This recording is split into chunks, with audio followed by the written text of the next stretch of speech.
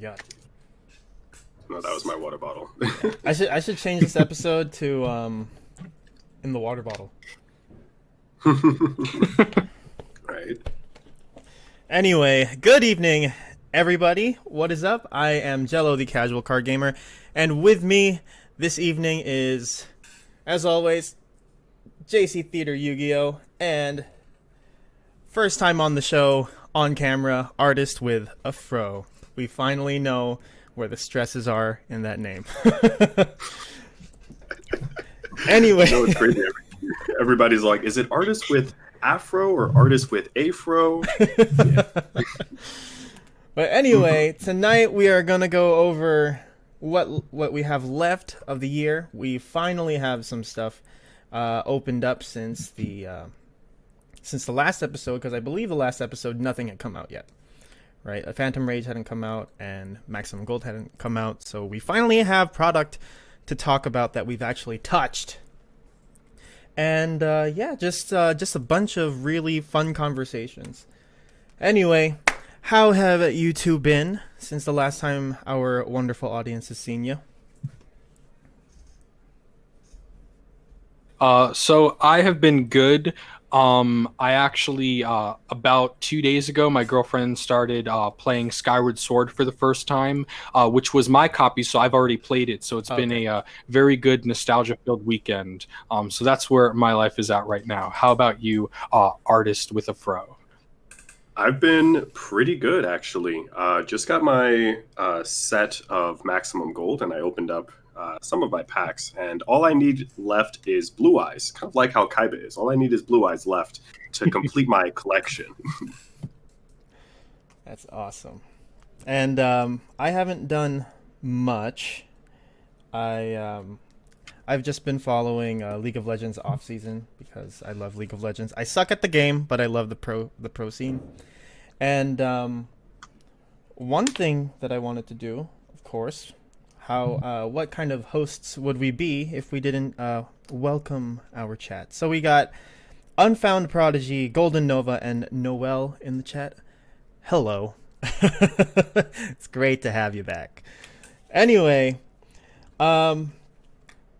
so as always, we have a guest on this week, and whenever we have a guest on, we get to know them a little more. So today is getting down with the professor, and you might be wondering why he's called the professor. It's because, would you like to tell them, artist? Well, there's actually a few reasons why, but the main reason I feel is because, like Casual Card Gamer, I'm also a teacher, and I teach math, which is one of the skills that Yu-Gi-Oh players have. Unfortunately, I don't teach reading, so I can't help anybody else in that field. And yeah, we have a few questions lined up for him tonight, and you guys will be able to get to know him a little better if you didn't already. And before we get into that, would you like to tell our audience a little bit about yourself, other than the fact you are a teacher? Sure thing. Hello, humans. Artist with the Fro here. And welcome to In the Yugioh. I am honored to be a guest here with both Casual Card Gamer and JC Theater YGO. I am an artist first and a aspiring Yu-Gi-Oh master, or Yu-Gi-Oh player. I feel like Pokemon is for masters. I feel like more traditional art, fan of comics and movies and manga and anime, so I like to do more traditional hand-drawn art, but I've also studied in computer graphics and 3D animation. The Yu-Gi-Oh, or rather my involvement in Yu-Gi-Oh kind of started this year when I began the Sealed Only series, where I am heavily pushing Sealed Only Ancient Warriors, which is one of the better decks to have if you are thinking about incorporating Tri-Brigades into it. Don't go Zodiac, go Ancient Warrior. All right. And let's see. I guess we can just get straight into the interview then. Shall we? Awesome. So, who goes first? JC, do you want to go first, or should I go first? We should high roll. I'll go. Do you have any dice around? No. Okay, No. I have a pile of cards here. Let's see. Okay, so there are 2 monsters and 1 spell here. Okay. Pick one, Okay. and if you get So what am I doing? pick the spell. So it's either the first one, the second one, or the The third one. spell? Yeah. The one that is on your left. So the one where your hand's lifting up. This one. That one. Yeah. This one. Yes. Yeah. Okay. No, that one. The This first one. Yeah. This one. Yes. No. The other one. That Okay. one. Yes. Man, video call latency sucks. Anyway, it is no. So the one in the middle was actually the spell card. So I guess I'll go first, and I guess that's okay too, because mine are a little more lighthearted. JC's are, as always, a lot more content and substantiated in terms of questions and stuff. So, which is a good thing. I don't want anyone thinking that it's bad. Unfound got it. He said middle, but anyway. Let's see. Where's my Oh man, I should have looked at the chat. There you go. There you go. Should have.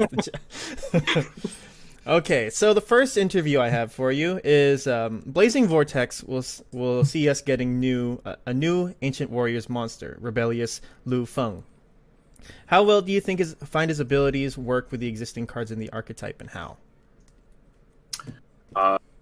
For anybody that is a fan of Ancient Warriors, and by that extension, Dynasty Warriors as well, the Koei Tecmo games, Lu Bu is a fan favorite character, and it's been long awaited that he would be included as a card.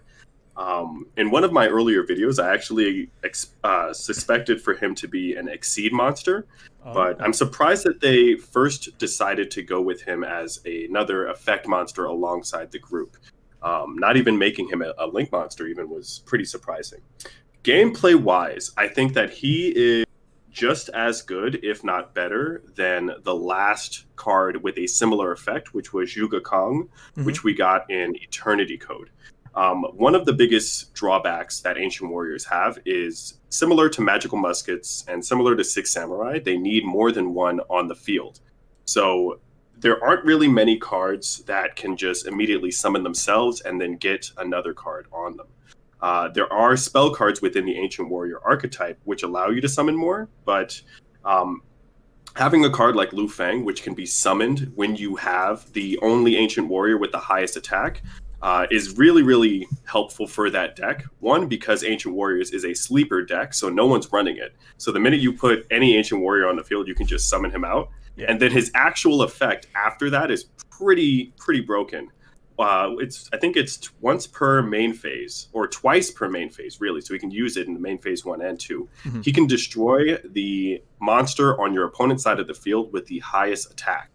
And I think that that's something that, again, is very overlooked for the archetype. And it really increases its OTK potential. So 2800, a dark Beast Warrior card, so again, more support for Tri-Brigades. But overall, it's one of the cards that I think will really push the deck forward. And I already know, I've been testing out him in some of my future builds. That's awesome. And the chat is cooking up a little. Zombie Slayer asked, did you say Lu Bu? And yes, the original name of Lu Feng is Lu Bu from Ancient Warriors, from Dynasty Warriors, and by extension, Romance of the Three Kingdoms, which is it's a warring state period in China's history, and Lu Bu was a complete.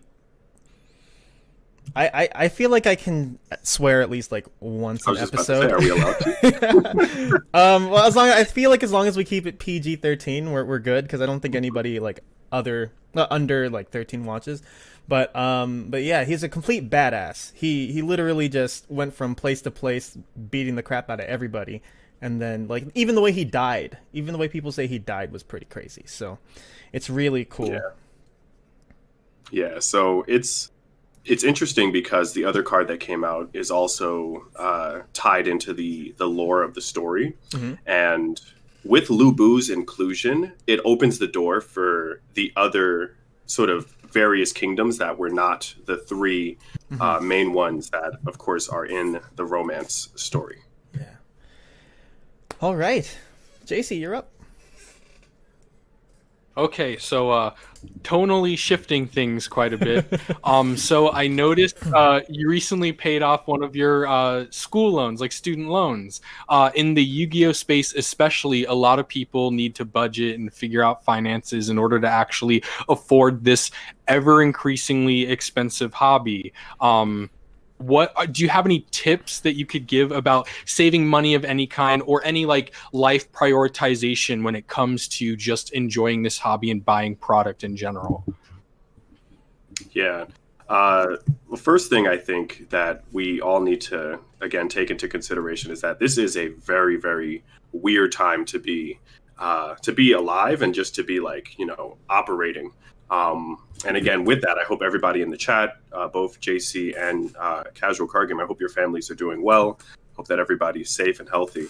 I think that in terms of managing money, I'm by no means a financial advisor, but I think that there are small things that you can do to kind of like set a roadmap for where you want to be financially. And that can kind of trickle into not only the things that you need to do, but also sort of like your hobbies or the things that you want. It's kind of looming in the background here, but this vision board has been my savior for the past, I would say, month and a half that I've had it. Just being able to map everything out and being able to I'm a very big proponent of like checking things off the list as you go, and seeing like the tangible goals and seeing them every day in a place that like I can't avoid is something that is a constant reminder. In regards to Yu-Gi-Oh specifically, I think that one of the sort of like benefits that we've had of this time is that remote dueling and online dueling has really seen a big boost.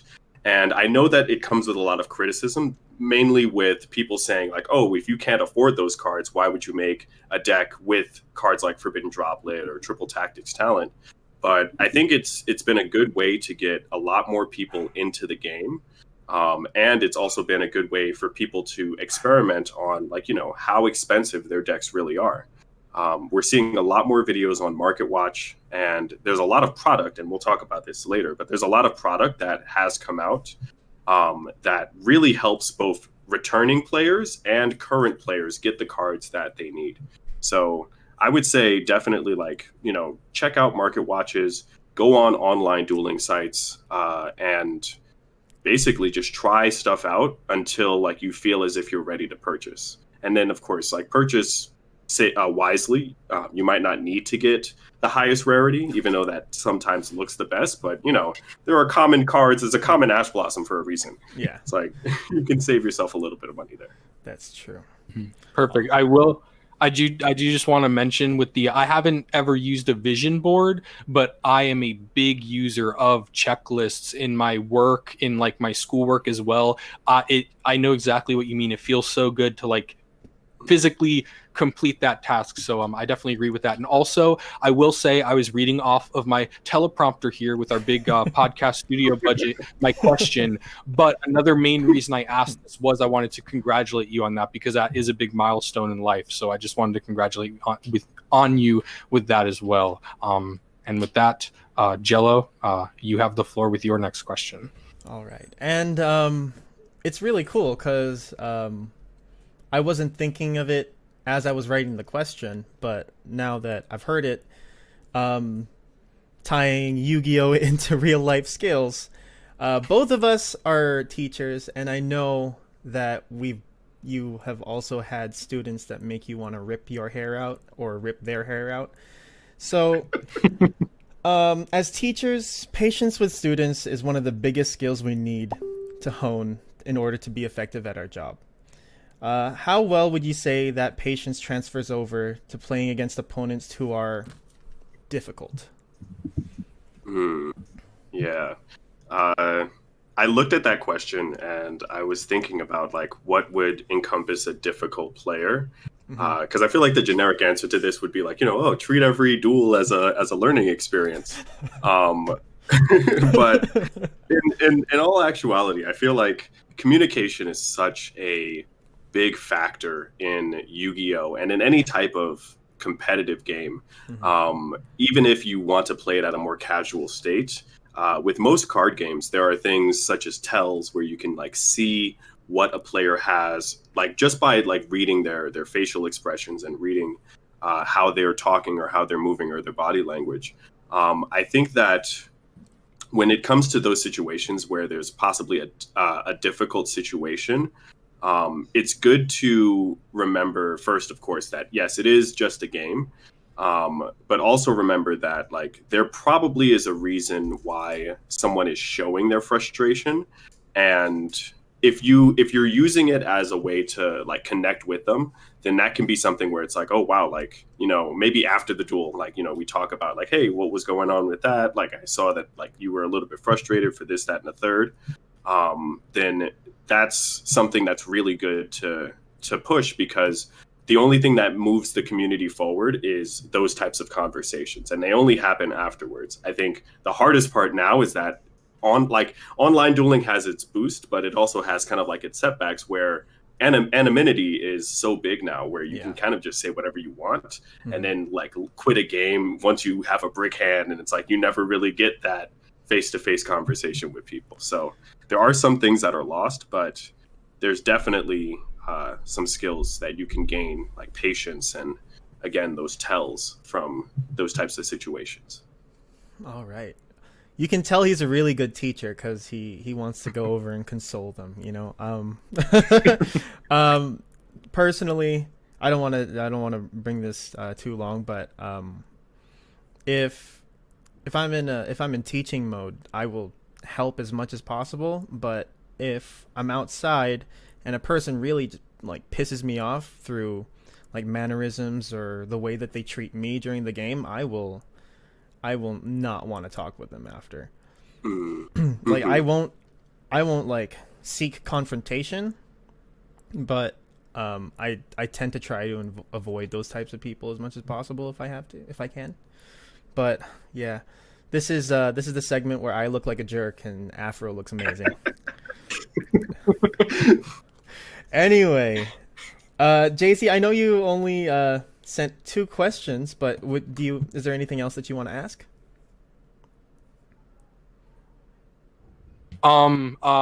So saying only 2 questions makes makes me seem like the jerk now. So good deflection. I didn't mean it like that. My second question. No, you're good. I will also say during our pre-meeting and just in general, we wanted to keep the questions a little shorter than normal because this whole podcast kind of is structured around actually getting Kai's like interpretation of everything, like a little more of him, like in the entire podcast. But with that out of the way, my final question out of my long list is so we see like Shinobirds, Vendreads, Necros, all these ritual monsters or ritual archetypes with different unique like things about them, you know? And even Drytron, which we'll get into a little later as well. Ultimately, what do you... Well, sorry, this question's so jumbled, but a little backstory is every day, ArtistWithAfro counts the number of days until Konami makes a ritual structure deck. So with that being said, if they were to make it, and if they were to make a unique archetype, what because you know themes are a whole other conversation, you know, especially as someone who likes art, I can only imagine that would be a very long and flourishing conversation about that. But in terms of effects and or gimmicks, what would make rituals good in just a single structure deck? I think that it comes down to 2 things. It's either the type of the monsters or I would say the way that they're able to hasten the summoning condition of rituals, right? You look at rituals as one of the, and I'll try to keep this short, but let's actually condense this. Necros, by far, are the best ritual deck out there. Like, they have the best summoning conditions, they have the best ritual cards. And it's not because their types are kind of like all around the place, but you look at the cards themselves, they have discarding effects that can let you get advantage for things that you need. And when it comes to those weird styles of playing, like when we think about Spirit, Rituals, Geminis, Tunes, Union Monsters, it's like, how do they keep their fidelity in their play style, but also incorporate some of the other things? So it would have to come down to a ritual deck that can incorporate some of the summoning conditions or requirements of the past. But yes, I think we're on day 159 or at least 160 something by now. Keeping the count. And still waiting. Yep. All right. So I don't have any more questions. It's just, 5 questions feels like a good number, Let's see. Zombie Slayer in the chat asks, what is a good deck I can build for 100 American from sealed products? Sealed products, that's difficult. Yeah, that's pretty hard. I feel like you could find 3 structure decks of any deck and build that. That would get you pretty good. Maybe Zombie Horde would probably be one of the better ones. Yeah. Or the Salamangreat structure deck. Yeah, if you can find any. Yeah, right. I'd say probably Rockets too. Like Dragon League's doing really well right now. Like you get 3 of the structure decks and then buy a bunch of the tins, you're probably set at that point. Yep. Or the Legendary Heroes.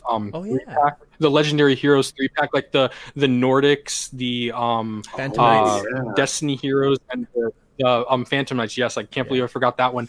I don't know the price of it, but at one point at Walmart, it was like down to $15 or something because no one was buying it until Bardiche got good, and then it went back down again. So I don't know the price of it now, but that's so that way you get at least to play a little bit of everything there.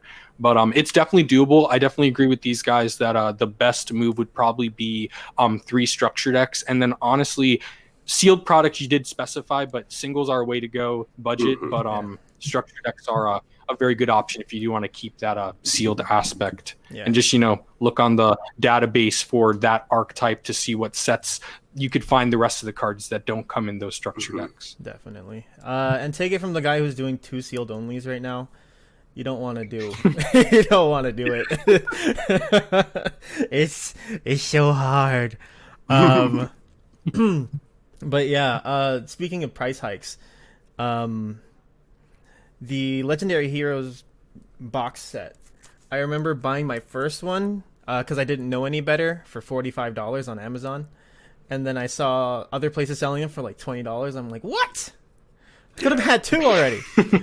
But anyway, before we go overtime in this segment of the show, as we normally do, let's move on into what the OCG is getting really soon. I believe it's like either the beginning of next year or like at the tail end of this year, and that is the Prismatic God Box. Some of the God card support was leaked earlier in the week, if not last week, and this stuff is actually pretty cool. It makes me want to build an Egyptian god deck now, and I can see Obelisk and Slifer poking their heads out of their Funko Pop boxes behind JC over there. But yeah, what are your guys' thoughts, takes on the new support? I know that Obelisk is just nasty, and yeah, this is crazy. JC, do you mind if I go first? Oh no, by all means, take this. Awesome. So I think that, as people that I think I can assume we all got into the game because of the show, legacy support has been a big thing for Konami and how they sell their product. The God cards are either the most popular or like second popular after the main protagonist, like main cards. Yeah. And they're easily the most recognizable, I would say. This is the perfect combination of support for competitive players and collectors, because the cards themselves are really good, and it's very rare to find the fact that Konami's pushing something where it's like normally collectors would be getting all of the God card stuff, but these decks, or rather these cards, can help support the God cards to make them be really, really good, especially coming off of the fact that we just had some Ra support. Yeah. I think that this is going to put Obelisk at least in like a rogue meta type of frame. Definitely. JC, go ahead. So I just want to confront the elephant in the room with the fact that, so basically, similar to the Sacred Beast structure deck that we got, and like you mentioned, the Ross support, we're basically getting a few hand-picked cards for each god card. I think right now there's one unique quick play spell card for Slifer, and then one for Obelisk, and then one that's just for god cards in general, that's released in this god box. And the elephant in the room is the fact that Slifer the Sky Dragons says draw cards, so that's already like very good. It says draw cards equal to the number of monsters destroyed and sent to your opponent's graveyard by its first effect, which destroys as many face-up monsters your opponent controls as possible.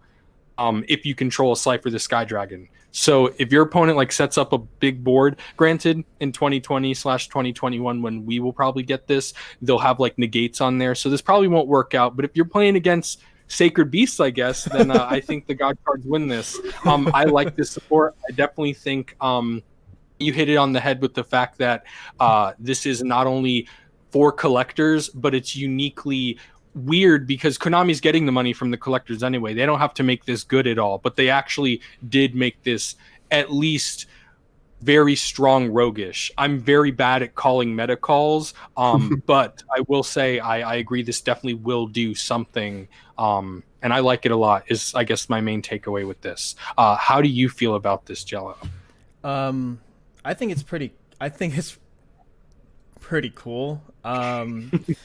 Because I noticed that Konami's been doing it quite a bit, like even in the past with cards like Yugioh Friendship and Symbol of Friendship, like taking moments of the story and turning them into an effect. And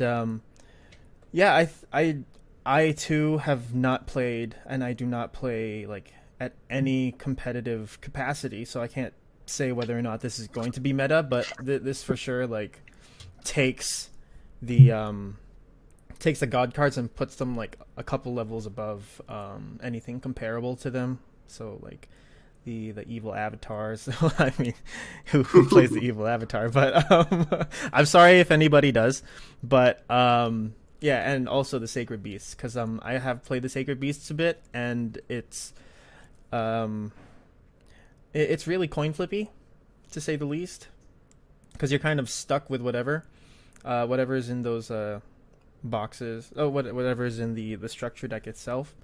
But one thing that I did want to point out was the fact that you get to draw cards off of the Slifer ability. You know, they should have just named this thing Pot of Slifer the Sky Dragon instead of Thunder Force Attack. Yeah, looking forward, Black Garden is going to have to get limited or banned, because there's no way that you can give your opponent more monsters and then just destroy them for advantage. That's not going to be able to work. Yeah, and it's probably going to be reprinted coming January, so we'll see what happens in next month's ban list. Mm-hmm. But anyway, the last thing that I have to say about the God cards is that all the reprints of Raw's Disciple this year really paid off, huh? They were warning us. I'm honestly surprised we didn't get him in maximum gold. Like, I'm legit surprised. It would have been like the rarity above the premium gold. It's like a premium gold prismatic secret Raw's Disciple. Oh my goodness! How many times did it get reprinted this year? At least 3. At least in a row. In a row. Yeah, that's the thing. It was in a row was the biggest concerning thing there. Also, just real quick, I understand we're basically done with this topic, but I just have to mention the exchanging souls is also very, very good because you contribute your opponent's monsters. That is one of the inherently worst things about the God cards, because unless they pull a Malefic Territory where they actually like errata a card using another card, the God cards will always be relatively difficult to bring out or like clunky. So that definitely helps them as well, because then you get the payoffs with the Fist of Fate and Thunder Force Attack, if we're going by YG organization. What's the word? Translations there. But that's all I wanted to say. I just wanted to bring that up because I think that one's also one that people have been talking about a lot, since tributing your opponent's monsters is always a good thing, looking at kaijus especially. Yeah. I like your unbreakable board. All right. How long did it take you to make that? Ha Those are always the best moments. I know. When you watch the hope drain from your opponent's face, it's one of the most beautiful things in the world. Anyway, moving on, we have Genesis Impact. So, one thing that I just wanted to say before we get into this was up until a couple of days ago, I thought that it wasn't coming out until December 16th. I don't know why I thought December 16th, but I was thinking about it on my way to work, so I asked Google while it was connected to my car, and Google said it's coming out December 4th. I'm like, great. That's 2 less weeks for me to save up for this set. But anyway, what are you guys excited for? Because I'm pretty sure everybody knows what I'm excited for. Yeah, so Genesis Impactors, and this is going to be my tinfoil. I'll put my tinfoil hat on for this, right? Genesis Impact, Impactors, whatever name they decide to go with it. I think it's going to be one of the sets that brings about a change in some of the support that we're going to get, or some of the decks that we're going to see next year, right? We were talking about rituals before. Rituals were one of the first special summoning conditions aside from fusions, and they're finally making a return in the first ever machine ritual sort of archetype, which is huge, right? And they're light machines too. So Cyber Dragon players are just going to love this. Like, they're going to go crazy for it. Then to bring back the genesis of it, we get the Magistus, which, hello, Golden Nova. I know me and him go way back with lore and stuff. I am a big lore buff.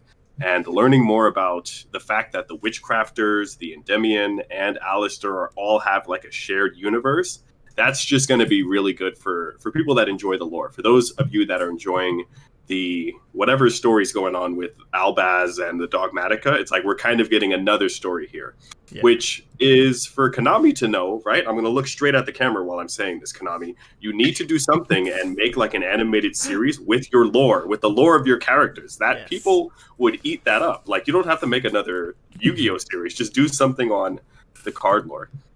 And then we have the Evil Twins, which I have no knowledge of. But again, for Persona fans, there you go. I feel like that's going to be there. That's going to be for them. Yeah, it's my 2 babies. What about you, JC? So another, I guess we're Golden Nova is very relevant to this set. I do know what the Evil Twins, Live Twins do because he did and explained on it. Honestly, I agree with you in terms of Drytron being like almost like culturally important for Yu-Gi-Oh, with like the impact and how they have a unique summoning mechanic in the sense of using attack instead of levels, which is very interesting. And their ritual spell is generic, so that can lead to some crazy things later down the road. But ultimately, the biggest issue for this set for me is it's going off of Toon Chaos rarities. So it will have rare cards, it will have ultras, and it will have supers, and sorry, I almost forgot supers, and collector's rares. What that means is any important card for any of these archetypes will be an ultra rare, and I don't like any of them enough to actually like try to get them. So I'm actually sitting this set out a little bit. I'll probably buy a lot more Maximum Gold, which we'll discuss a little later because I really like that set. But the archetypes in this are definitely really, really cool.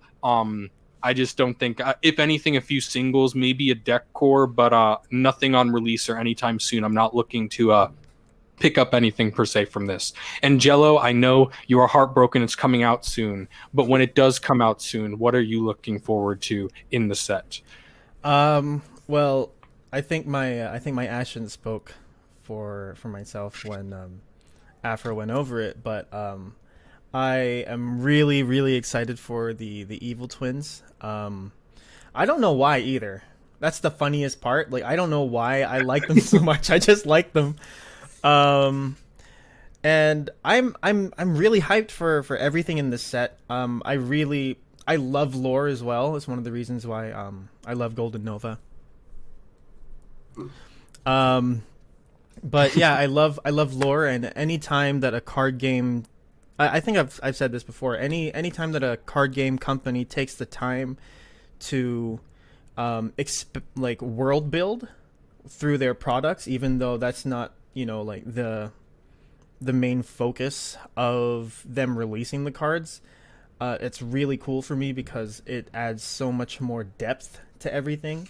Because there are so many cards that have situations in them where with monsters that you never would have thought you'd see together, like it's either Tri-Brigade Standoff or Dogmanica Standoff. I forgot. It's one of the two. There's that. Going a little further back, there's the Buster lore. There's the Six Samurai lore. That's really, really good. And there's Where Art Thou fitting into the whole white thing, right? So yeah, I'm really excited for Magistus, not to play them, but to see how the story unfolds. Evil Twins, of course, my babies. Drytrons, because I love rituals. The first deck that I started playing when I got into Duel Links was Blackluster Soldier, and I am building a Blackluster Soldier deck right now.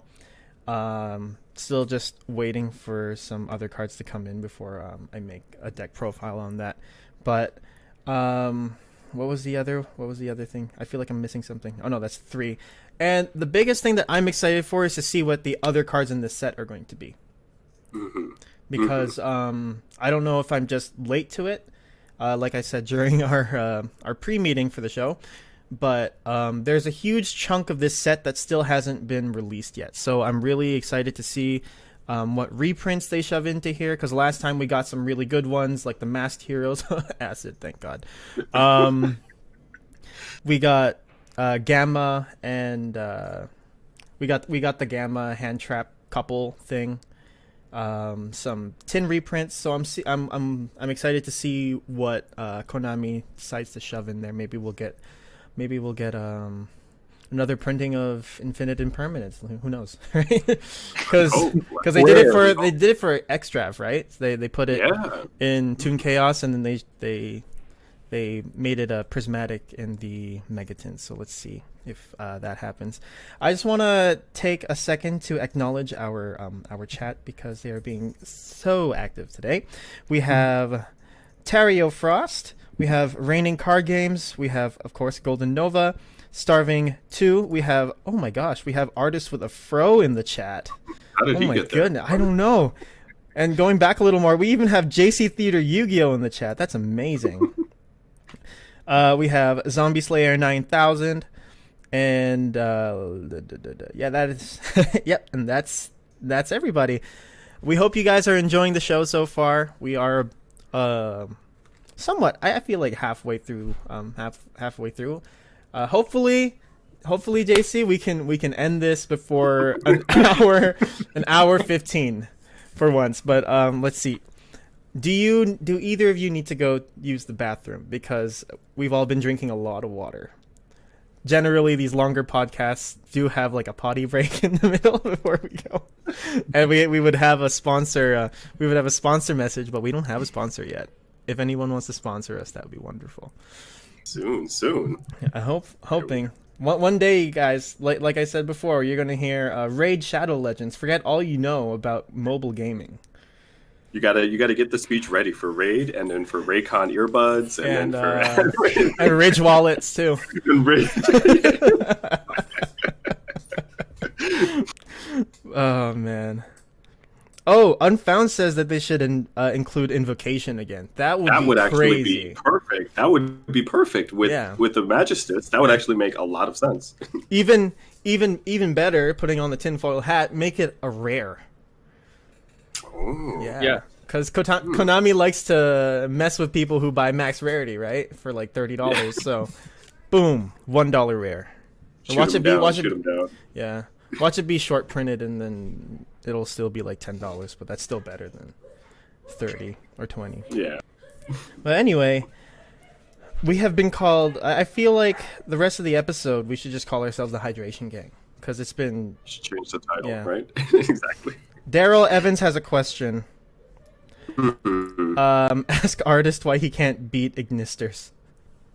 Oh, okay, all right. Ignisters. What I will say about Ignisters, right? So that's one of my rivals in another community, and Ignisters are basically the Synchrons for Cybers, and the sort of flexibility that deck has is insane. And I feel like if you want to get into Cybers, you have a few options, but Salamangrate and Ignisters, I think, are two of the best ways to go. And of course, the Talker engine too, but you can run Talkers with Ignister, so Yeah. you kind of get everything with that deck. They're really good. They are really, really good. And Access Code Talker is a very busted card, and that's all I'm going to say. Anyway, our chat's talking about Raid Shadow Legends.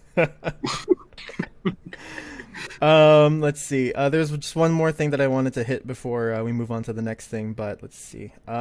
Raining card games, common invocation. I wish. If it were to happen in this set, though, the lowest rarity is rare. So the lowest we could get is a rare invocation, but a common invocation would be an even bigger slap in my face because I opened up way too many Battles of Legend for that card. Anyway, moving on. Oh, do either of you have any last words before we lay this topic to rest? No, not for Genesis Impact. I think we kind of hit it on the nail. All right. So next we have the Ice Barrier structure deck. I don't have much exposure to this because I stopped playing at the onset of 5Ds, and when I stopped playing, Trishula was still legal to play, and then I found out that it was banned, and then it came back. So I have no idea what's going on. All I know is that the boss monster is crazy. It's Trishula on steroids, and I love the art. I love the art so much. But what do you guys have on this? I think it's very apt that we are the hydration gang and we're talking about ice barriers. And I'll set the stage here, right? The story continues of Dual Terminal. We're learning about the ice barriers at their midst of being taken over by the evil swarm virus. Soon the Gishkis will have to join forces, and a new power will then arise. And this is all from playing around the time that ice barriers were one of my long-standing, and I still have the core on me, but one of my favorite decks of all time. The ice barrier structure deck, right? There's a lot to say. For lore people, it's big. There's so much information in the cards that have been revealed so far that really just tells you how we kind of get to the Necros part of the story. We learned that there are ice barrier characters that end up going over to join up with the X-Sabers. We get kind of the introduction to the virus as it's taking over the dragons, and kind of what's happening in this world of the Dual Terminal. Gameplay wise, well, I think Konami decided to again slap ice barriers with. Actually, I don't even know. I feel like Ice Barriers is one of those decks where fans love it because this is the one, I would say, the first archetype that I've ever seen where the Synchro monsters are pivotal. They are super strong, and I feel like every single one of them has been on the Forbidden and Limited list at least once, to the point where it's just there has never been a deck where the Synchro monsters were the ones that got hit, and the main deck has absolutely no direction. The cards do 20 different thousand things. They have possibly one of the best searchers in the game by far, but the searcher can only help them so much when all the other cards are trash. They're different archetypes. They're different types inside of the deck. The only thing that they have going for them is the fact that they're water. So the best that we've seen usually when it comes to ice barriers is frogs. And it's even with this, we're going to get a lot more frog inclusion. You're going to have your Deep Sea Diva stuff. But I think all in all, it's a good deck for people that are fans of the archetype, which there are many, because Trishula is still by far, I think, the strongest synchro monster we've ever had in the game. Shaped the format. Bryanak has also shaped the format, and DeLorean is still going to like forever live on the ban list. I think that for people that are playing that want to buy it, they have to look at it kind of like the Charmer structure deck, where you're getting it for your collector value, or you're getting it for the again that passion that you had for Trishula, and it's it's a good deck, I think, but it still has the same ice barrier problems, so we'll see. All right. I just want to interject something really quickly because I don't have much points on this. I just want to steal everybody's heart so that they don't feel bad. Steal as in STELE. Because one of the cards that was shown to be in the structure deck is Crossout Designator. So, guys, we're getting another Effect Veiler reprint. Yay! Anyway, JC, it's up to you. It's all you, man. So I don't have much to say on ice barriers. When ArtistWithAfro mentioned he had an ice barrier deck in the back, I was like, oh, so you can make an ice barrier deck, right? Because the only thing I know is like Wetlands Beatdown, like all the level 2 aqua monsters with that field spell. Yeah, exactly what he said. I'm just gonna basically echo what he said, so I won't go on too long. But ice barriers, it's like a meme almost that their main deck monsters are so incoherent that it's literally another Charmer structure deck 2.0, where exactly if you liked ice barriers, because they are a fan favorite and stuff, not because they're bad, but I think more so because they're part of that dual terminal story and all of that stuff, and their extra deck monsters are very impactful for our game. But ultimately, this was an interesting route they took. I mean, it won a popularity poll to get here, to be the structure deck that they made. So I just look forward to it, and I hope that, because honestly, I don't have many of the newer support like memorized or anything like that. So hopefully between the new support, the old support, we can get like something more coherently consistent, mm-hmm. And we will only see once we get that imported and we get our effect veilers and no vanities, emptiness either. That one I'm okay with, though, of course, because it's banned here. But I'm hoping by the time this structure deck comes out and now we get Crossout Designator. But then again, I still don't think it'll be reprinted. That one wouldn't surprise me as much as when they took out Evenly Matched from the Charmer. But we won't get into that. That's a whole other bashing on Konami. And we need any sponsor we can get, Konami. So I'm talking to you.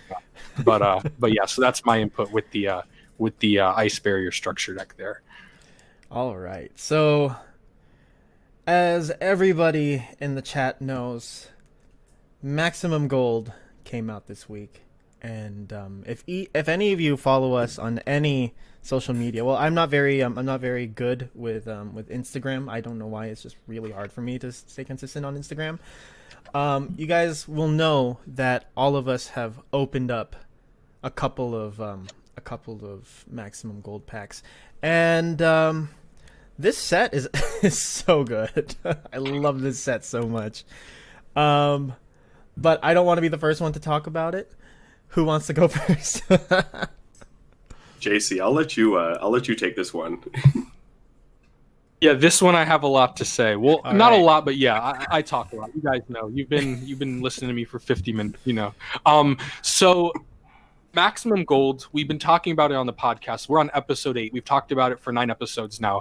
And I didn't realize that I liked it until I bought 2 boxes from Target, opened it, and touched the premium gold rares. They are actually, I will stand by this. This is like the most fun product to open sealed for me personally, I think, in a very, very long time, at least since I started my channel over a year ago, almost 2 years now. I don't know why. I mean, obviously, I just mentioned the rarity of that. The reprints feel so meaningful and awesome. Even like the duds for me were like Infernity Mirage, but I understand that needed a reprint, you know, and just like and the Dragon Maids. But again, they needed the reprint. Too bad they missed Hospitality, but that's a Market Watch thing to talk about that $30 super.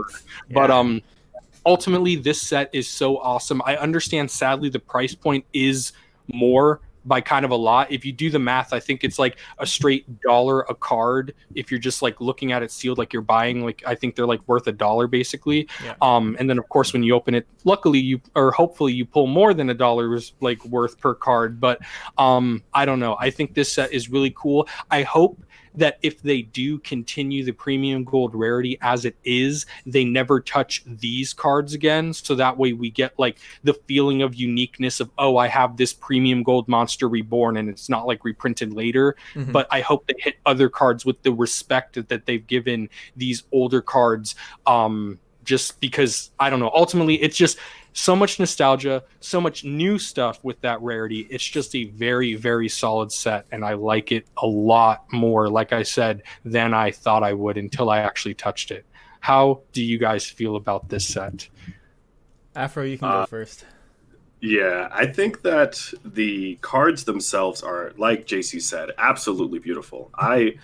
I rarely find like things that I can collect and put up in frame and stuff.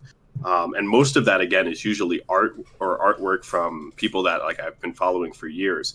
But I have two. I have both Dark Magician and Red Eyes, and I just need Blue Eyes to finish that off. But I am getting these framed. These cards look amazing. Like I don't know. I feel like gold series or gold sets have always been kind of like hit or miss. We always talk about like the original gold series being one of the best ones. Premium gold was like a nosedive. But these are just amazing. Like the cards look genius, and of course we all laugh at Konami when they did the Golden Lord in gold. But it's like, come on now, like that's literally it writes itself. I think I also kind of want to do something for the chat. If we get over like 10 likes, and I don't know how we'll do this, but I'll take control of it. But if we get over more than 10 likes now, we got to get a lot more. Let's say, what do you guys say, 20? We can get 20 likes. I'll be giving away a premium gold Boral Sword Dragon. So you guys are seeing it here. Tell your friends. If we get over 20 likes, someone in the chat or someone that was watching will receive a Boral Sword Dragon. So that is for you all. And I was noticing some stuff in the chat as well about quality control. And yeah, there have been some misprints. And I think that we can all showcase our craziest misprints in a minute, but yeah, we've been able to get some really weird cards out of this thing here, and this actually came in a set. This is not like a blank index card. This came in my set. I lost a premium gold spot for it, but if you even look at what JC was showing as well, it's like this is probably the biggest set with the most misprints. And I think that might also kind of like tank the misprint value down for some of them. But for the ones that look really, really good when they're misprinted, Jello, I think did you get the white? I'm going to call it the white gold. Oh, no. That's just something I saw on Facebook. Oh, I wish I pulled that. That looks so good. There have been some that look really good. And I think that every gold series now moving forward is going to have this. Like they've kind of set the bar really high. They can't not do it anymore. Exactly. But, guys, the next gold set's going to have that premium gold ghost ultimate rare Starlight prismatic secret Ra's disciple for sure. Electors. Yeah. Anyway, I don't have much to say on it because you guys have put it out so well. But one of the things that I wish would have happened before I go into what's nice, a dusted gold. They did it for Eldritch. They didn't do it for a dusted gold. I'm mad. I am fuming. I'm fuming right now. I wish. I know that it would have done so well too, right? Thinking about it, they both have gold in the name. Like, even if it was just a gold letter rare, like if they had like hurt my heart like that, then whatever, it's fine as long as I get the card, right? But I'm gonna have to wait for that secret promo card that will hopefully be coming out in Legendary Duelist Season 3. But anyway, next year they're going to give you Blade Edge. That's it. That's all you get. No. You get a gold Blade Edge. That'd be hilarious. But one thing that I love about this set is besides the reprints, because of course everybody loves the reprints. Just the feel of the card. It's amazing, right? It feels like a clean ultimate rare when you feel the textures, but instead of everything being indented, everything sort of like pops out. The only thing that I found weird about it was the smell of the cards. Like, because normally cards have regular Yu-Gi-Oh cards have a very distinct smell. And I don't know if it's because, just a little bit about me, my wife and I own a printing press. So when I'm not teaching, I'm at the printing press. And we work with a lot of vinyl. And whenever we print onto it, it gives off the same smell as those premium gold rare cards. Oh, and my camera died. But Oh no. It's okay. I've been charging an extra battery. Konami heard you were talking smack about them. That's why. I got shut down. Just like, turn off. But I'm just gonna finish my statement and then set us up for the next topic before I get my my other battery. If I will say one close. Oh no, sorry. I'll let you finish your statement. All right, because I do have a closing remark. All right. So this set is amazing. I don't care what people say about any gold rare in the past. Like, it has been pretty polarizing. You get people that love it, people that hate it. I love it because they're cheap, because people don't like them. So that's always good for budget players. And I hope that they keep this rarity consistent, or at least not botch it in further sets, because this is a really beautiful rarity. And that's it. I'm going to step away for a sec. Yep. The last thing I will say is this is the second time that Stardust Charge Warrior, the Trap Tricks, and the Cosmo cards have been in a gold set, so they will forever be cemented in the gold series. I think Dragon Maids are going to join them, so we're going to see just Cosmo, Trap Tricks, Dragon Maids, and I forgot and Burning Abyss too. It's like we kind of need to free some of these archetypes from being only gold printed. But the Beatrice does look nice. I will say that. I haven't pulled one yet. And I want to say one more thing about the premium gold rarity is obviously we haven't had any in-person tournaments since this set came out, especially because it's recent and because of everything happening right now.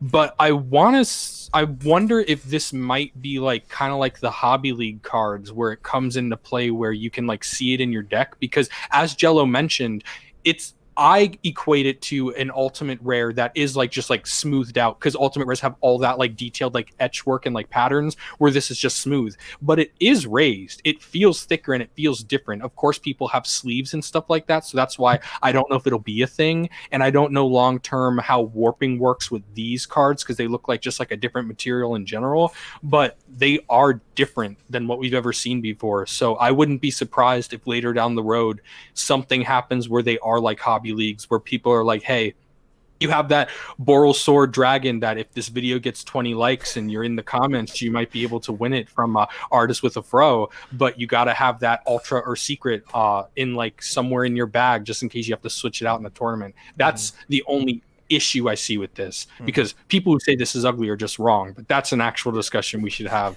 is the thickness might be a problem later down the road. That's all I wanted to end with gold series for me. All right. Just sort of going off of that, I don't think it'll be too much of an issue, because other card games have had rarities where the cards do get thicker. But unless you're really sensitive to that kind of thing, you won't feel it through a sleeve. Other games like Vanguard, I think Magic allows it as well, double sleeving. You'll never feel like if a card is thicker. But to my understanding, Konami doesn't allow you to do that during tournaments. So we would have to see how far that goes. And I would be really angry if that happened, because some of the reprints in this are crazy. You know, you got Cosmotown and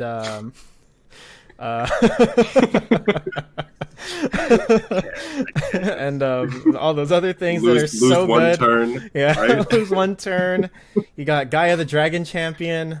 Like, come on, those are pivotal to your decks. Like, this set made it so accessible for cards like that. And of course, you have what's that one thing called? That Eldritch, whatever it is. And yeah, who's playing that? Who's Imperm? Yeah, Impermanent? what's Imperm? No. But No. anyway, moving into the actual last set of the year, which I think is the December 16th release that I was thinking of originally. It is the Speed Duel box set. I believe some people are calling this Speed Duel's last hurrah before Rush Duels comes over. But some people have started opening up the boxes, and they didn't include a cloth playmat like I suggested Konami should do, which is really rude. Konami, you should listen to me. People will buy it a lot more if you do. But the set is really nice, and there is a bit of variation depending on the box that you get, because there are 24 secrets and you only get 8. Now, whether or not there's any consistency in terms of the pulls of that little promo pack, I'm not sure, but I think that you do get all 3 God cards guaranteed every time. What are your thoughts on that, guys? This is going to jump into our much larger conversation, and I think that this was really like the thing that we talked about previously too, which is really going to make a real big impact in Impact at Genesis, in the game as a whole. Speed duels, I think, Jello, you mentioned before that like it was the way that you got reintroduced into the game. Yeah. And I think that it's one of those things where you look at how the game is being played now, and even with the show with Sevens and how they're really pushing being as creative as possible, right? Like, don't play the game the way you've been playing for the 20 years that it's been around. Like, try new things, try different ways. I think that the biggest thing that the Speed Duel set has for it is, of course, the skill cards.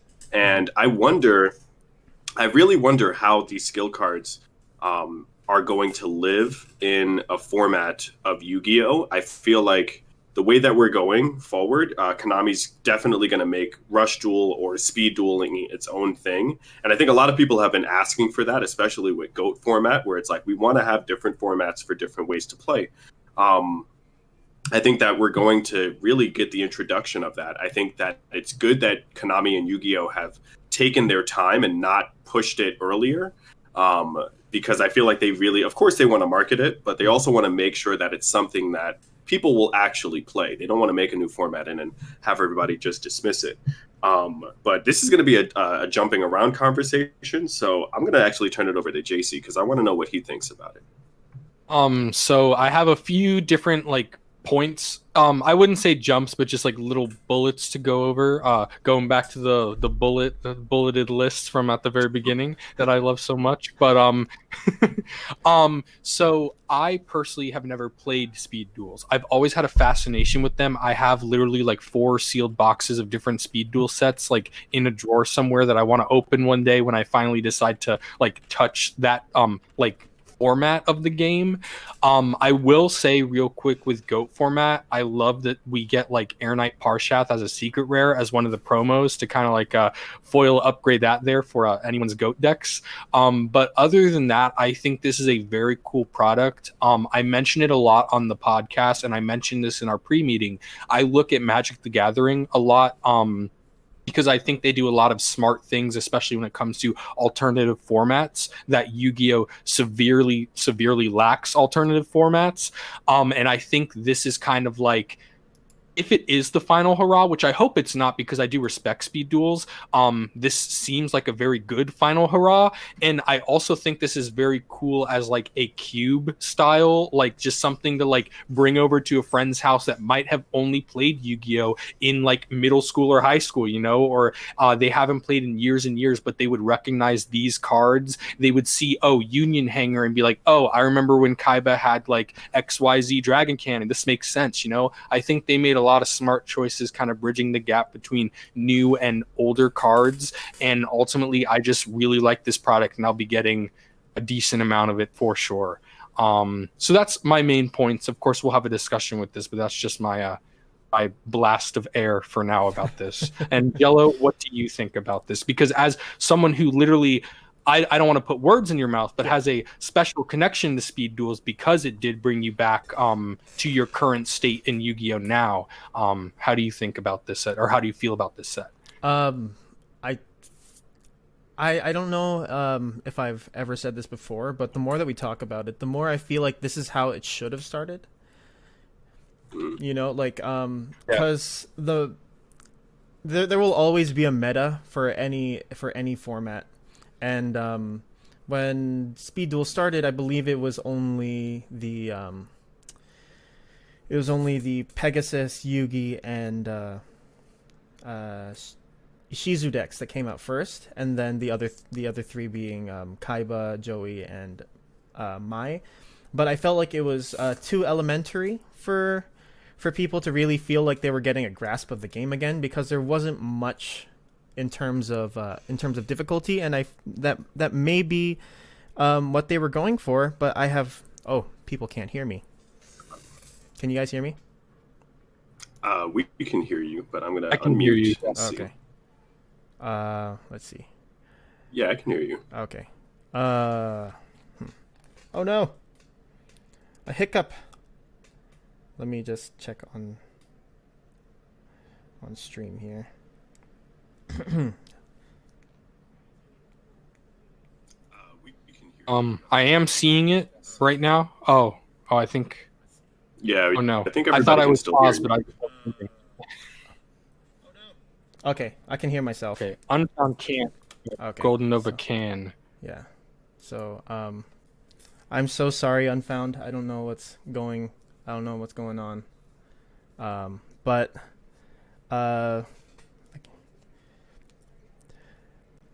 might be Unfound. I'm so sorry, but I have to keep going. Well, I don't know why I'm saying sorry. Yeah, So just in case he hears our limited time replay of this, we're taking it down after a day.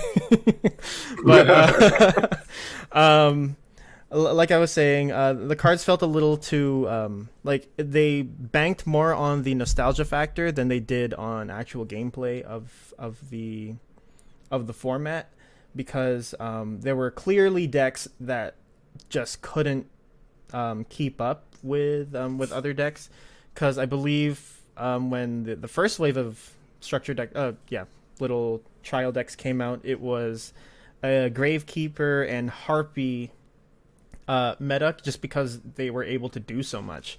And I think that having a large pool to start off with would have been a lot better, because people would have been able to experiment more. And this is all of Duel City, right? Or Battle City? Battle City. Battle City. Yep. Yeah, it's all of Battle City. So I think it should have been how they started it, or at least, done it with Season 1 being Duelist Kingdom. If they had done an entire thing of that, then that would have been a lot better. But, better late than never. I really like the fact that they put it into a box instead of splitting it up into smaller structure decks again.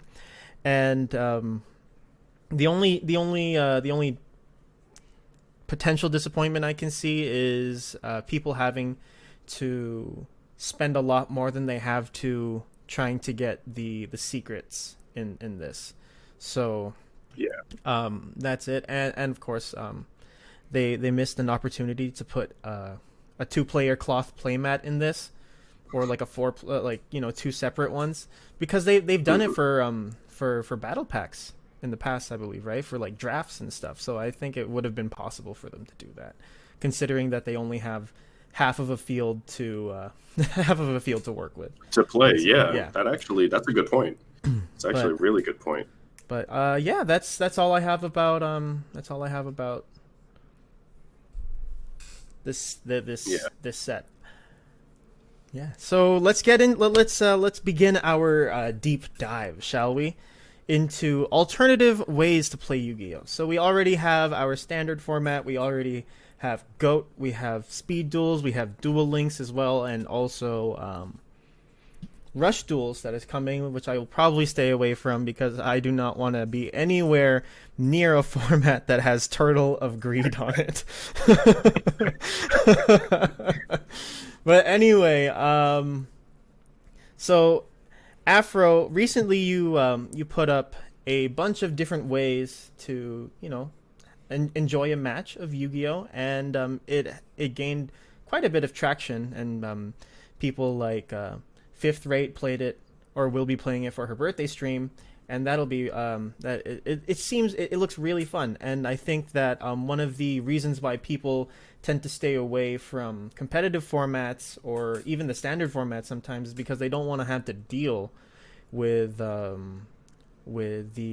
rigid meta or the rules that are set for the thing, because most people don't want to play competitively. They just want to have a fun time, maybe reenact an anime scene, throw Exodia pieces into the ocean, rip up a Blue Eyes White Dragon or whatever, So, what do you guys think of this? I think that, as a good transition from what we were just talking about with the speed duels and how Konami is incorporating certain things, I think that the first thing, I did release a video about 2 weeks ago talking about like 5 new ways to play the game. And when I was thinking about that, I had seen other Yugi-tubers try similar like niche or creative formats, right? Team APS actually, I think, did something where they had something like whoever takes damage first is the first person to lose. And I was like, that's a really cool format. So I think that what I wanted to do with this was do something where it, again, could be a gateway for older players or older people that had watched the show to really get into it. But it's also a way that you can kind of like diversify your game experience with Yu-Gi-Oh! If you've been playing for 20 years on or off. I think that, for example, some of the things that we included were the Sword and Shield format. Everybody knows about Sword and Shield from the original show. So it's like, oh, what happens if you permanently switch the attack and defense of all of your monsters? Now you have to like think about it differently. And what happens if we take it a step further and your spell cards have to be played as traps, but you can play all traps like hand traps? It's like most decks that are usually slower can get that advantage now. Trap tricks can just run rampant. A deck like Altergeist is just insane in that format. But it also helps out something like Tenyis as well, which is weird because all of their monsters have high defense, but when it's switched, it's like, okay, now that's something I have to watch out for. Super Heavy Samurai as well. Yeah. And then we also had the Heart of the Cards format. And everybody, we make jokes about the Heart of the Cards being like that lucky draw that you get. It's like, what if you started the duel with only one card in your hand? And it really comes down to, is your deck really that 10 negate 1 card combo deck? Or do you need like 4 or 5 cards just to get yourself going? And I think that's the direction that Yu-Gi-Oh! is moving in order to sustain or retain its player base, but also introduce new players. The speed duel thing with Battle City, everybody I feel is most familiar with Duelist Kingdom, Battle City, and then GX. Yeah. After that, like you'd have to be continuing, and I would say maybe up until 5Ds, and then you kind of get the drop off where Zexal, Arc 5, Reigns, and even 7s are harder to get into for most players. They're just like synchro summons, exceeds. Like, what are you talking about? Like, I don't know anything past fusion. So I think that it's an opportunity for people to try something new, right? Mm-hmm. Especially if you were looking at the format before the ban list that's going to drop in December, and you're just like, every deck is Dragon Link, Eldritch. I'm running into like the same setup my board or build a board decks. And the traditional way of playing has kind of become very monotonous, very uninteresting. You can tell when people are running certain decks, and it's just like, okay, like you have 3 Ashes, 3 Nibiru's, 3 Dark Ruler No Mores. It's like, so it's like a responsive reactive deck. It's like I'm not really having fun anymore. So the new formats, I hope that people try them. Actually, happy belated birthday to Fifth Rate Duelist. She actually did try out the Sword and Shield format, and I think the Heart of the Cards format on her birthday stream. And a lot of people were just like surprised that like these things were something that like people can do in Yu-Gi-Oh! And I feel like even the online programs that we have, EDO Pro, you can make your life points 1. You can make it so that you only have 1 card in your hand. It's like they have these things that allow you to try new ways to play. And I just hope that more people try them out, because it will make your game experience much more fun. And it's such a good way to get like new or people that have played it but like fell off but are familiar with the cards. It's a good way to get them back into the game. All right. And JC. So I agree, of course, with everything Artist had to say, but also a point that, so the thing I like most about Yu-Gi-Oh! Is collecting the cards themselves. I find archetypes and just cards in general so interesting. All these gimmicks that often fall off and aren't touched or seen by players because they aren't meta or useful. I understand from a card game construction standpoint, you do have to have things weaker than other things, so that way you can like know when certain things are good, you know, like there has to be that contrast. But with these alternative rules and alternative formats, you're able to see certain cards shine a lot more. Like back to Speed Duels, which is like actually like sponsored and recognized by Konami. You see cards like Relink Karibo, which did like nothing in the actual like Yu-Gi-Oh card game, but in that game it's like, I don't know if it still is. I'm not caught up in my Speed Duel lore, but it was at one point a very, very expensive ultra rare card because it was very important.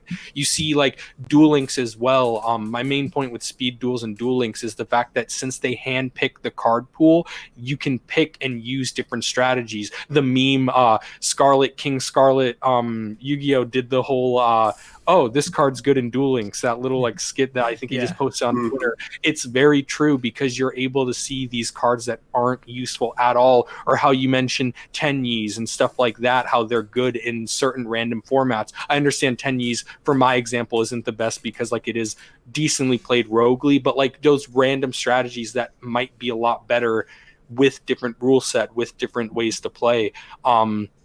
I don't know. Another good example, which I understand for time, I don't really want to go deep into, but the Yugi Tuber Grand Championship, SEMO's held championship, they did custom rules for each of the rounds, and it was actually very fun and cool and interesting to see. Of course, also the commentary on the videos was also very intriguing to watch as an outside perspective, but I can imagine playing the decks also were very fun. We saw when it was common only or popper format, how they literally distant coder like actually like figured out, I believe it was him, I don't want to attribute everything to him just in case, but I know he was a big name that was a part of it, that found out the Goki strategy was like the best one in like popper format and stuff. So you see these creative things that happen with cards that like aren't used. So I definitely agree that alternative formats are a way to go. And you look at like Fifth Rate Duelists and stuff who have like more reach in certain aspects, like on Twitter for instance,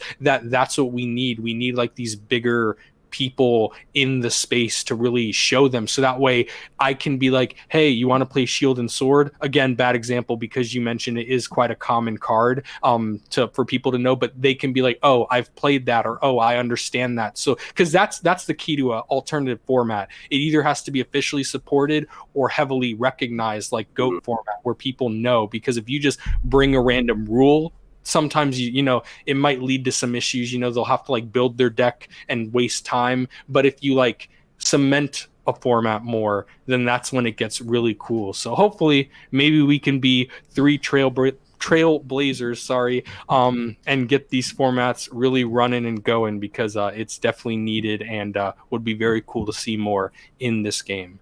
And Jello, now that I've spoken so much. I don't have much more to say. It's just I feel like there are really good alternative formats for people to get back into the game, especially if they're going off of nostalgia.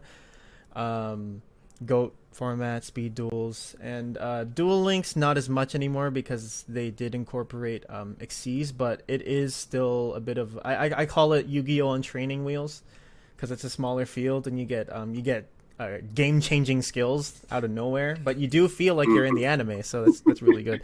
And just one thing that I wanted to say in regard to cards that kind of don't do anything in the TCG but are really good in Duel Links, because Duel Links has a ban list now, which is really funny, going off of the fact that Konami does handpick these cards that get released.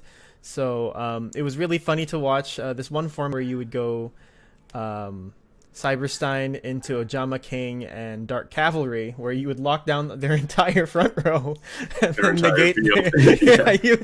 And it's really fun in the TCG. So I think that alternative formats should forefront of the show, not the show, sorry, the game, but at least a little more accepted, because we do have, some players who are TCG elitists or some and stuff like that. I don't want to point anyone out, but I think that people should be a little more open-minded to alternative formats and different ways to play, because at the end of the day, it's a game, right? And the only thing you want to do in a game is to have fun. And if playing an alternative format is the way that you have fun, then by all means, people should do that, and people shouldn't be I don't want to say ostracized for it, but yeah, that is everything I have, and I'm getting an error from YouTube. Uh-oh. Yeah, I think my internet is dropping. I did see a quality drop a little bit on our call here. Yeah, on the Discord. Mm-hmm. I think it. I feel like it's looking. I have the thing up as well. Yeah. Just to check. Yeah, I think that's my fault, because my house doesn't give me an Ethernet connection, so I'm working off of Wi-Fi. I don't know how well it's going to go for us. But let's see, because it says it's still streaming, so yeah, it looks good. It's looking good. I think my camera's the only one that's a little bit blurry. Okay. But it's looking good so far. All right. Let us know in the chat if you could still see us, right? Where we've been overloading. I think Konami is just getting wind of all of our ideas, and they're just like, they're saying too much. Shut them down. Anyway, won't even support format or anything like that, so they don't want to support them. Shut them down. Let the turtle of greed deal with them. But anyway, Exactly. I think before anything, okay, so we're back to full quality. Is there anything else that you guys would like to tackle before before Konami blacklists us?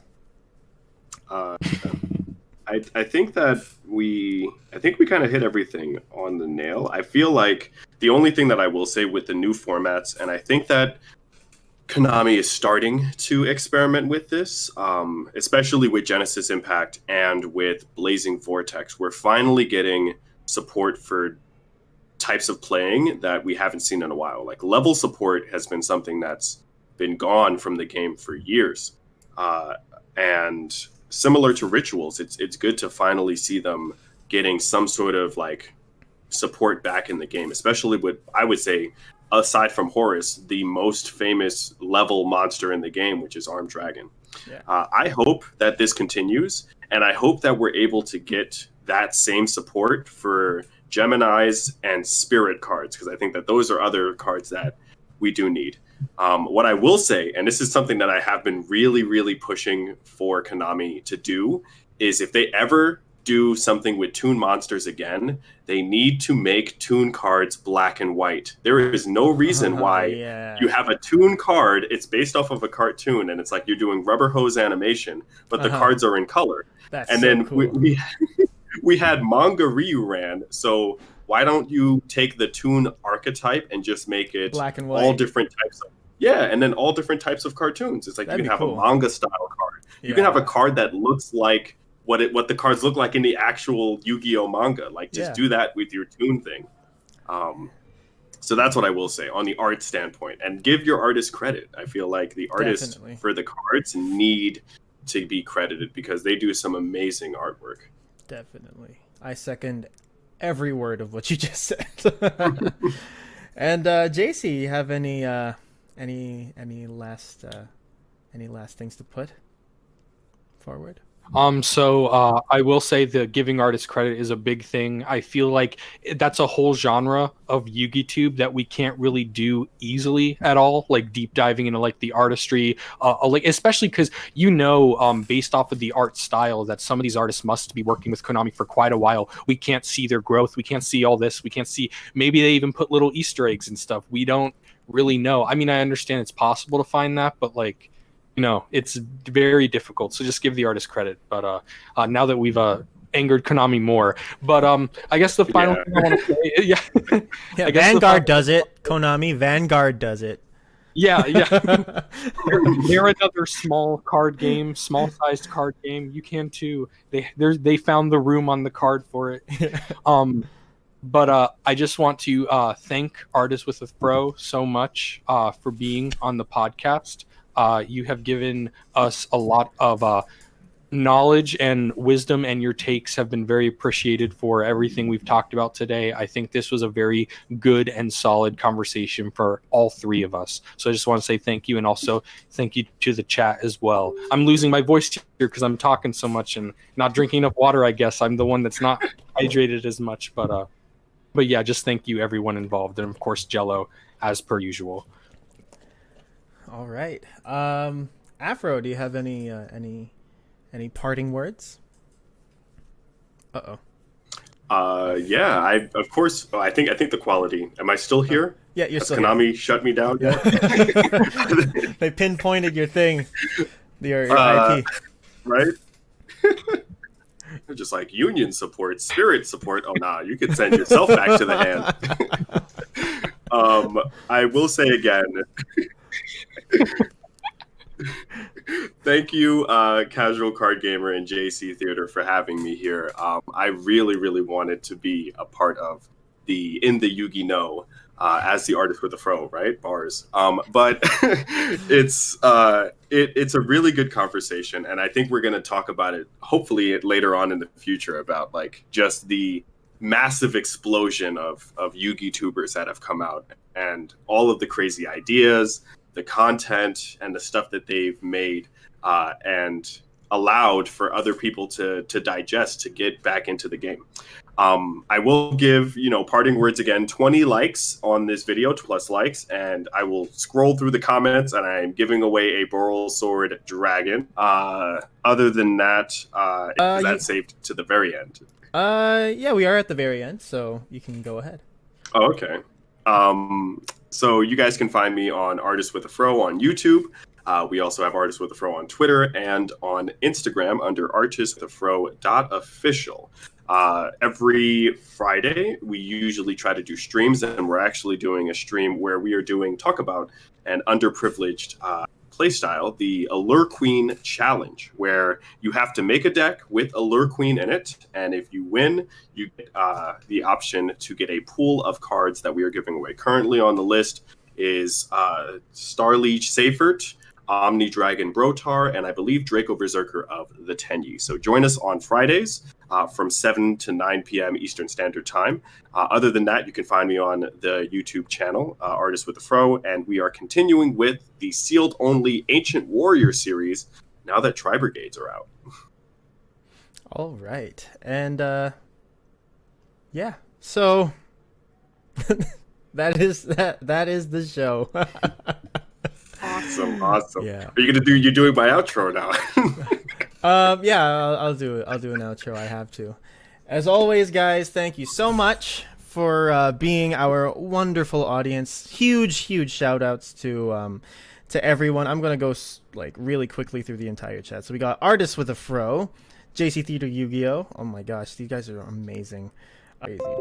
Oh, and we're back. Oh, there we go. Okay. I can read through it if you would like.